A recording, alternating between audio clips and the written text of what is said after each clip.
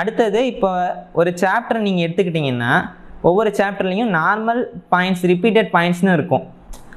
அது வந்து mostly classes and guide material எல்லாமே அதை தான் கவர் பண்ணுவாங்க.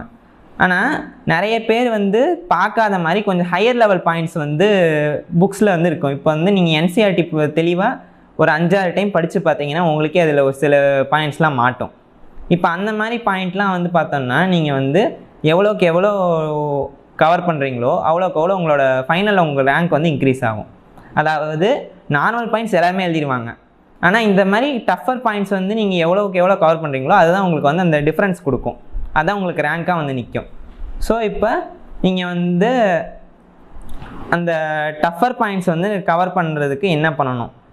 நிறைய கைட்ஸில் வந்து பார்த்தோன்னா இப்போ சப்போஸ் நீங்கள் ஏதாச்சும் ஒரு கொஷின் பேங்க் எடுத்து போட்டு பார்த்தீங்கன்னா ஒரு 100 சம்ஸ் நீங்கள் போடுவீங்க. 100 சம்ஸில் ஒரு 4-5 சம்ஸ் மட்டும் அந்த சம் கொஷின் ஏதாச்சும் ஒன்று. இப்போ சப்போஸ் ஒரு 100 கொஷின்ஸ் போடுறப்ப ஒரு 4-5 கொஷின்ஸ் மட்டும் உங்களுக்கு டவுட் வரும். மிச்சம் எல்லாம் டக்குன்னு போட்டு வந்துடுவீங்க. இப்போ என்னென்னா அந்த கைடோட வேல்யூவே அந்த 4-5 கொஷின்ஸ் தான். நீங்கள் அந்த கைடு போட்டதுனால உங்களுக்கு வரப்போகிற யூஸ் அந்த 4-5 கொஷின்ஸில் தான் இருக்குது. மிச்சம் இருக்கிற அந்த ஒரு 95 கொஷின்ஸ் வந்து ஆக்சுவலாக வந்து ஒன்றுமே கிடையாது. நீங்கள் அந்த கைடில் அதை பார்த்துருந்தாலும் போட்டிருப்பீங்க.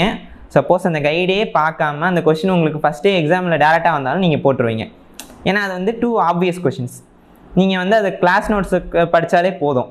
ஆனால் இப்போ அந்த ஒரு 4-5 கொஷின்ஸ் வந்து அந்த கைடில் இருந்துச்சு இல்லை, அது வந்து சப்போஸ் அந்த கைடில் உங்களுக்கு டவுட் வந்துச்சு.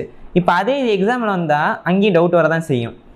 அதான் அந்த மாதிரி கொஷின்ஸ்லாம் நீங்கள் வந்து எங்கேயும் மிஸ் பண்ணாமல் இப்போ ஃபஸ்ட் சாப்டர் நான் யூனிட்ஸ் அண்ட் டைமென்ஷன்ஸ் எடுத்து நான் வந்து ஒரு 100 நியூமெரிக்கல்ஸ் போட்டேன். கரெக்டாக ஒரு 10 நியூமெரிக்கல்ஸுக்கு மட்டும் எனக்கு வந்து ஆன்சர் வரல. அப்புறமா நான் டீச்சர்கிட்ட கேட்டேன், இல்லை அதில் நெட்டில் பார்த்தேன், ஏதோ ஒரு பண்ணி அப்புறமா தான் ஆன்சர் வந்துச்சு.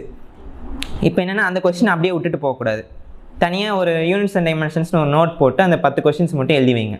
இல்லை அந்த கொஷினோட அந்த கீ பாயிண்ட்டு அந்த கான்செப்ட் லைன் மட்டும் எழுதி வச்சிங்கன்னா ஃப்யூச்சரில் நீங்கள் ரிவைஸ் பண்ணுறப்போ உங்களுக்கு அது ரொம்ப ஈஸியாக இருக்கும். ஃப்யூச்சரில் அதே மாதிரி வேறு ஏதாவது ட்விஸ்டட் கொஷின் வந்துச்சுன்னா நீங்கள் ஈஸியாக